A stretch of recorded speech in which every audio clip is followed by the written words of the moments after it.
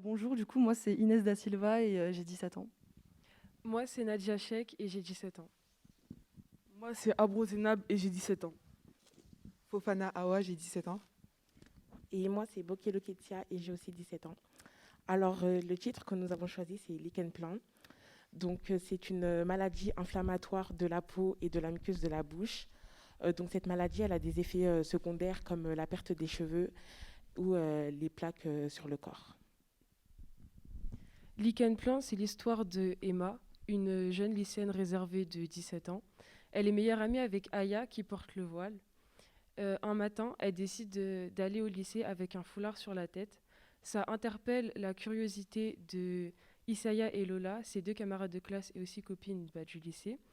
Et Isaya et Lola, elles décident de s'en mêler. Et tout ce qui suit, c'est une succession de malentendus. Le scénario, il est inspiré d'une histoire vraie. Dans notre ville, il y a une fille qui a porté un foulard et qui a posté une photo sur les réseaux. Elle s'est fait lyncher dans les commentaires. Ah, tu veux faire la musulmane, ah, tu portes mal ton foulard, etc. Alors que du coup, elle le portait par rapport à sa maladie parce qu'elle a des pertes de cheveux. Par rapport au thème Vivre ensemble, on a voulu prendre cet exemple. On était conscient que ça pouvait être un sujet un peu sensible, un peu tabou, la religion, les voiles, etc. Mais du coup, on l'a quand même pris parce que c'est aux jeunes d'en parler, surtout pour éviter les clichés à l'avenir. Aussi au niveau de notre vision du monde et des autres, elle a vraiment évolué du début de l'écriture jusqu'à maintenant. Surtout avec l'aide de Jérôme, on a vraiment pu transmettre le message qu'on a voulu transmettre. Vu que de base, nous, on est des filles ouvertes d'esprit, ça veut dire qu'on va vraiment essayer au maximum de ne pas émettre de jugement hâtif sur une personne qu'on connaît ou qu'on ne connaît pas. Et donc les premières séances, il nous a montré un film qui s'appelle Rox. Donc en gros, c'est des filles, peut-être un groupe de 5 6 filles, qui sont de toutes différentes, classes sociales différentes, origines, couleur de peau, tout. Et on s'est beaucoup basé sur ce film, on a regardé comment il était fait, etc. Et surtout, on a vu que les personnages, ils étaient vivants, qu'ils avaient chacun leurs convictions, leur occupation, tout ça, leur vie personnelle en fait. Et on s'est inspiré de ça pour nous aussi faire des personnages vivants dans notre scénario. Aussi, l'écriture du scénario, c'est ce qui nous a pris le plus de temps. Parce qu'en fait, comme on est cinq, on avait toutes des idées différentes et tout.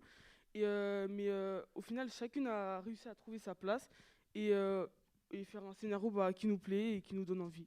Vous avez parlé du film Rox. Est-ce que vous aviez d'autres références au moment de l'écriture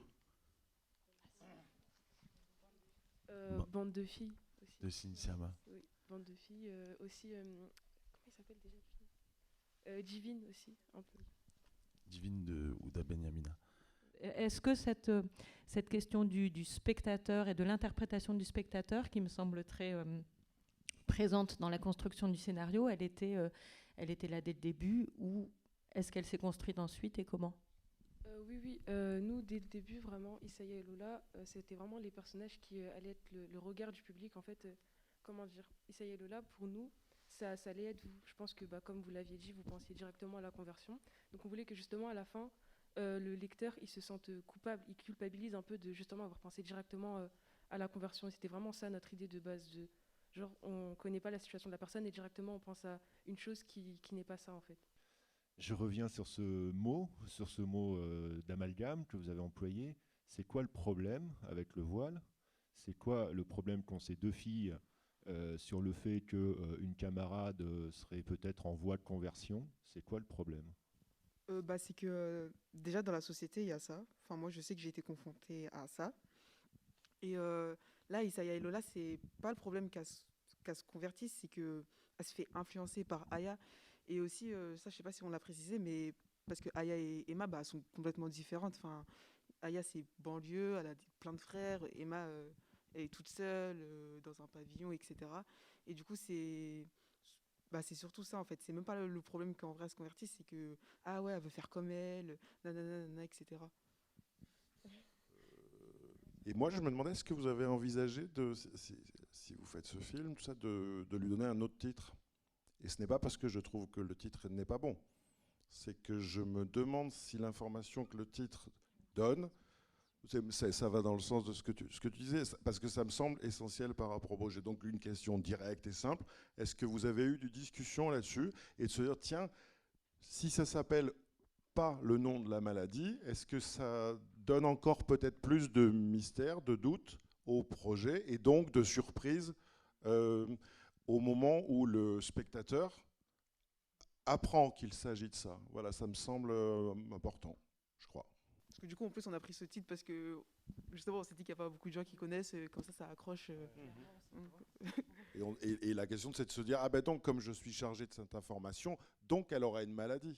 Donc ça relativise l'effet de surprise, peut-être. Ou alors, au contraire, d'assumer et de travailler sur voilà, la non-surprise de la surprise, etc.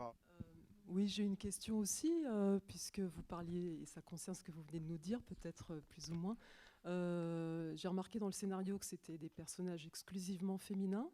On passe des copines à leur mère. Vous êtes des filles, là, toutes que des filles qui avaient écrit ce scénario avec Jérôme, et il nous en dira peut-être un mot. Est-ce que c'était conscient de focaliser comme ça sur des personnages féminins ? En vrai, je pense que on n'a pas fait exprès de mettre que des filles. On n'a pas, enfin, on s'est même pas dit ah, il n'y a pas de garçons.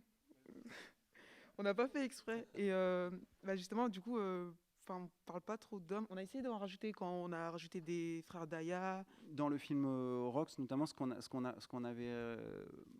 qui vous a plu en fait dans ce film, c'est aussi justement ce groupe vivant, cette complicité entre filles. On s'est dit qu'on allait essayer de reproduire ça, c'est-à-dire Rox, ça se passe dans la banlieue de Londres, donc de l'adapter, et en ayant effectivement en tête d'essayer de ne pas produire l'image qu'on attend d'un groupe de filles de banlieue, enfin cette espèce de cité, cette espèce de choses qu'on attend. Est-ce que vous vous retrouvez quand vous regardez des films dits de banlieue, je ne sais pas trop ce que ça veut dire, mais est-ce que vous vous retrouvez dans les représentations qui sont faites dans le cinéma en France aujourd'hui, et est-ce qu'il y avait la volonté de proposer autre chose, peut-être plus juste et peut-être moins caricatural Même là, quand on a regardé des films, Rox, c'était un film anglais et pas français, parce que les films français, en général, quand ils font autour de la banlieue, ils sont énormément dans le cliché. Ils appuient beaucoup trop sur des points, enfin, c'est trop des fois. Et du coup, comme elle l'a dit, c'est pour ça qu'on voulait que ce soit Emma le personnage principal et pas Aya. Et donc, le film qui est lauréat de cette 16e édition du concours Le Goût des Autres est Lichen Plan.